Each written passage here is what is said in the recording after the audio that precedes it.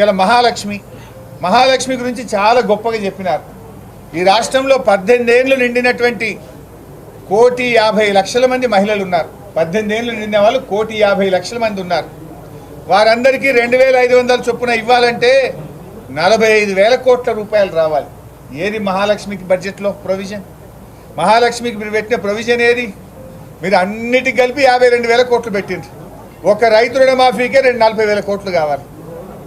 ఇలా ఎవరిని ఏ రకంగా మీరు ప్రజలకు న్యాయం చేస్తారో ఇవాళ సమాధానం చెప్పాల్సిన అవసరం ఉంది. గృహజ్యోతి విషయంలో కూడా బడ్జెట్లో చూస్తే 2,400 కోట్లు పెట్టినారు. అంటే మన రాష్ట్రంలో 90 లక్షల మంది తెల్ల రేషన్ కార్డుదారులు ఉన్నారు.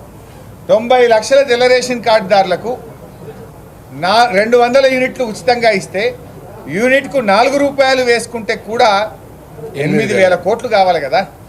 8,000 కోట్లు అవసరం ఉంటే మీరు బడ్జెట్లో పెట్టింది ఎంత? 2,400 కోట్లు. అంటే దీన్ని బట్టి కోతలు పెడతారు మీరు.